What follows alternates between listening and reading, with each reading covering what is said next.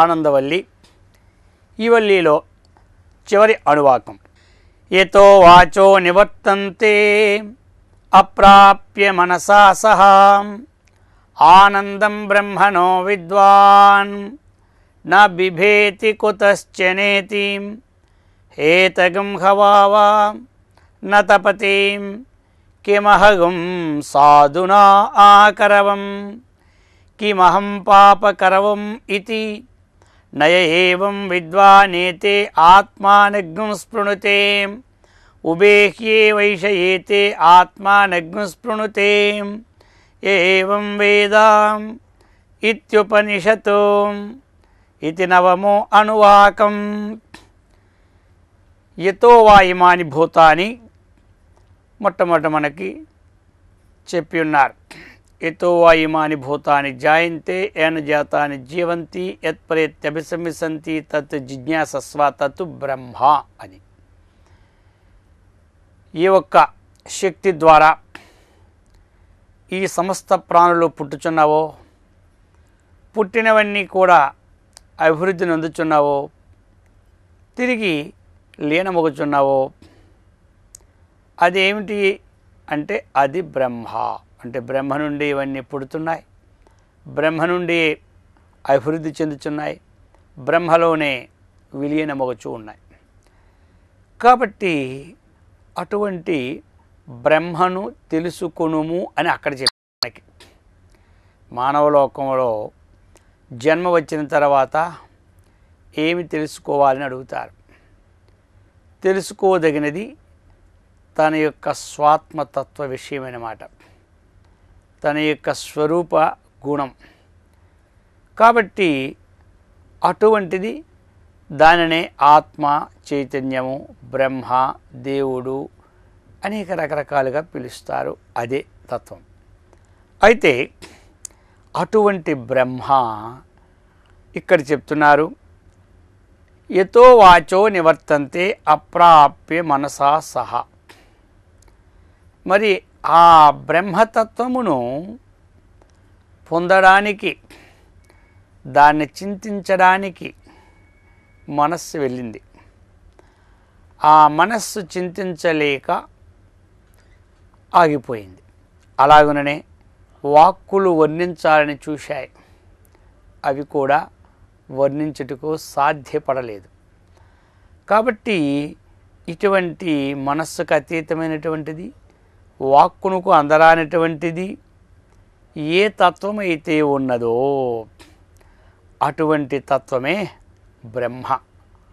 యద్వాచా నభ్యుజితం ఏన వాగభ్యుజ్యతే తదేవ బ్రహ్మత్వం విద్యనేదం ఎదిదముపాసతే అని కేనోపనిషత్తులు ఇంతకుముందు చెప్పుకున్నాం.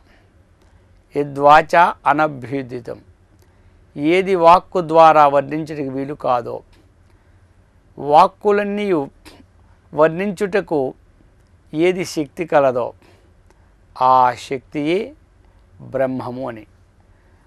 కాబట్టి అందుచేతది వాక్కులకు అందరానిది. యన్మనసా నమనుతే ఏనాహుర్మనోమతం అని శాస్త్రం చెప్పింది.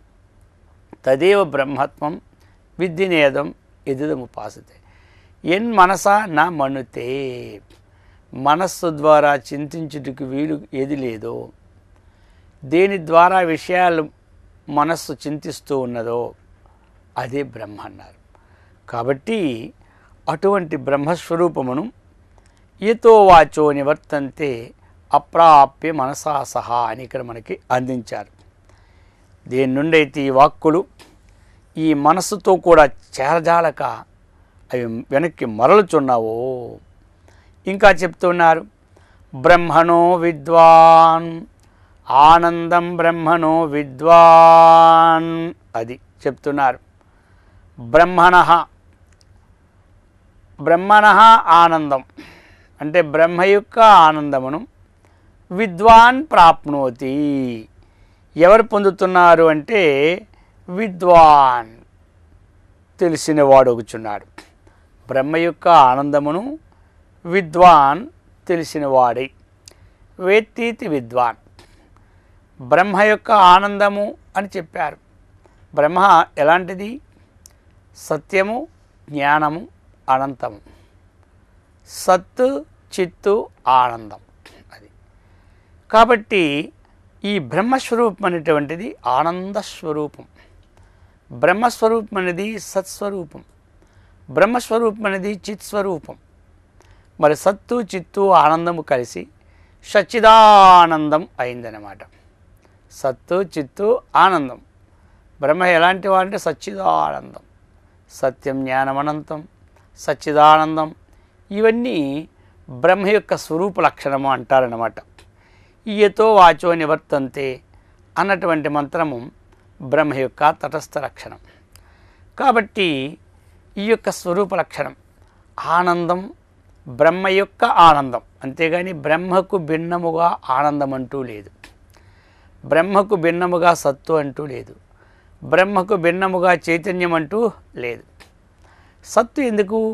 అసత్తు నుండి వ్యావర్తి చేయడానికి సత్తు. ఎల్లప్పుడూ మూడు కాలముల్లో ఉన్నటువంటి దివ్య వస్తువు అయితే ఉందో ఆ వస్తువుని సత్తు అంటారు. కాబట్టి మరి బ్రహ్మ సత్తా, అసత్తా. అసత్ అంటే ఒక కాలంలో ఉంటుంది, ఒక కాలంలో ఉండదు. సత్తు అంటే త్రికాలాబాధ్యత్వం, సత్యత్వం అన్నారు. అందుచేత ఇటువంటి సత్తు మరి అది ఎలాంటిది? సత్తు ఉండి ఏమైనా జడవస్తువులా పడిందంటే కాదట. చేతనత్వం కలిగినటువంటిది, చైతన్యవంతం కలిగినటువంటిది, ప్రకాశమానమైనటువంటిది అది ఆత్మ. కాబట్టి అది సత్తు. ఇది చిత్తు అంటే ప్రకాశం కలది, చిత్తు అంటే చేతనత్వం కలది, చైతన్యమని ఈ ప్రకారముగా అర్థములు. ఇక ఆనందం మూడవది. ఆ ఆనందం ఇక్కడ చెప్తున్నారు. ఆనందం బ్రహ్మణో విద్వాన్. బ్రహ్మ యొక్క ఆనందమును విద్వాన్ తెలిసినవాడు అంటే తెలుసుకున్నవాడు, తెలియదగినవాడు, ఈ ప్రకారముగా తెలిసినవాడనమాట. మరి వానికి ఏమిటి ఈ ఆనందం అనేటువంటిది? వస్తు సంబంధమైనటువంటిది, వస్తుగత ఆనందము కాదు. వస్తుగత ఆనందం అనేది క్షణిక ఆనందము అంటారు. ఇది తన యొక్క స్వరూప ఆనందం అన్నమాట. మనము ఏ ఆనందాన్ని ఆనందిస్తున్నా అది ఎక్కడ ఆనందిస్తున్నా మనము వస్తు సంబంధముగా ఆనందించడం లేదు. వస్తు సంబంధముగా మనం ఆనందించినట్లయితే ఆ వస్తువు ఎంత వాడుతున్నా మనకు ఆనందం కలుగుతూనే ఉండాలి. ఆనందము వస్తు స్వభావము, ప్రాపంచిక విషయ స్వభావము ఆనందము అని మనం అనుకుంటే ఆ ప్రాపంచిక విషయాలు ఎంత మనము సేవిస్తున్నా ఆనందం కలుగుతూనే ఉండాలి. కలుగుతుందండి. అట్లా కలగదు. ఇప్పుడు ఒక అత్తగారింటికి ఒక అల్లుడు గారు వెళ్ళారు. వెళ్ళిన వెంటనే అల్లుడు గారికి మంచి జీడిపప్పు, కిస్మిస్, ఇలాచి అన్నీ వేసి గొప్ప పాయసం తయారు చేసి పెట్టింది అత్తగారు.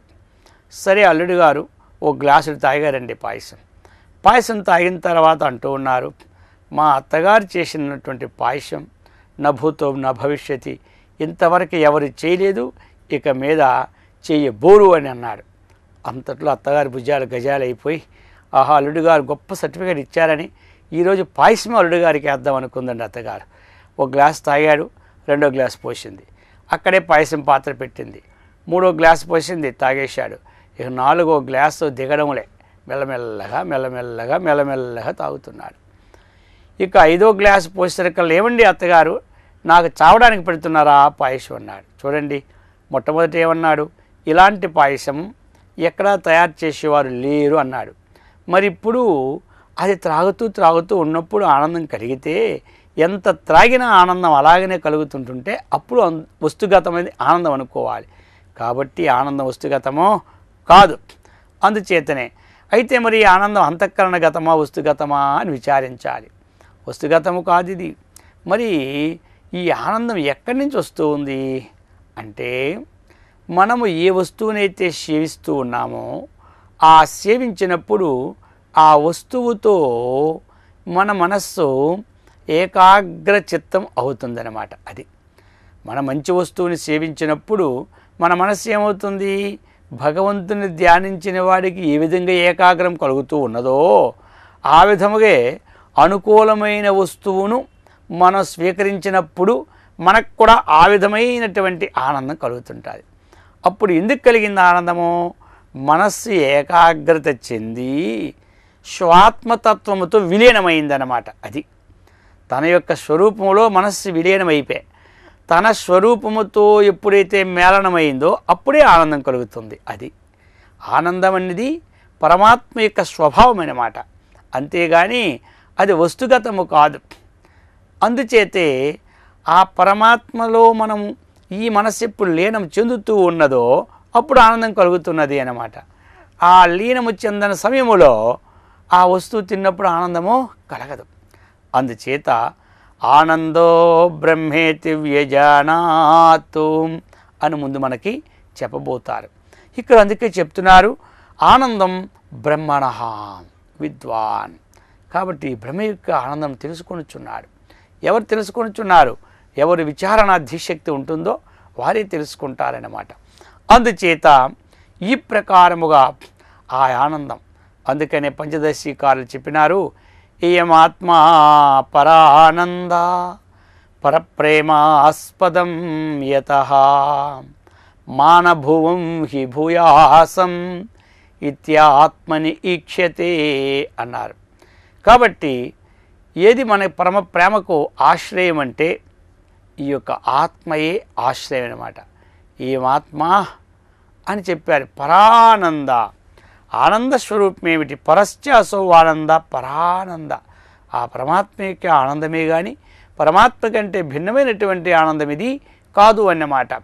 అందుచేత అటువంటిది ఇయం ఆత్మ పరానంద ప్రేమాస్పదం యతః. కాబట్టి ప్రేమకు ఆస్పదం ఏమిటంటే ఈ యొక్క ఆనందమే. అందరూ ప్రేమకు ఆస్పదం ఏమిటి? ఈ యొక్క ఆత్మయే. అటువంటి ఆత్మస్వరూపమైన